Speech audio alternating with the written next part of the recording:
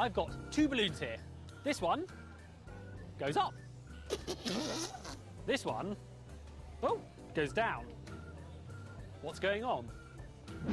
What do you think's in that? Is it Helium. helium? It's really light. Try feeling that one. Whoop. Is that quite heavy For a balloon. for a balloon? Heavier than air? That's a lot heavier than air. It is, in fact, you might not have heard of it, a gas called sulfur hexafluoride. And it's very, very dense. It's about 5 times denser than air. That's why the balloon feels so heavy. Helium is a really light gas, and it's much, much less dense than air. So, what do you think is going to happen if I inhale, well, helium and try sulfur hexafluoride?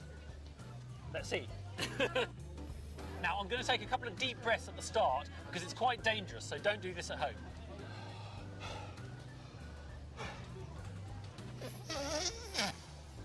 So what's happened to my voice? It sounds a bit like that, doesn't it? And do you think that's a bit squeaky? Shall I try it again? And that's my normal voice. So does it sound squeaky? The interesting thing is, though, it should be starting to go back down, but it isn't actually a higher voice. I'll show you. It's squeakier, but it's not higher. So I'll take some deep breaths between that. Okay, and so I'm going to sing a note and tell me if the note sounds like it's changed. So I'll go, la. La. But my voice is still squeaky. So what's happening is it's not changing the pitch of my voice, but sound travels 7 times faster through helium than it does through air. It doesn't change the notes I'm making, but it does change the way it bounces around inside my mouth.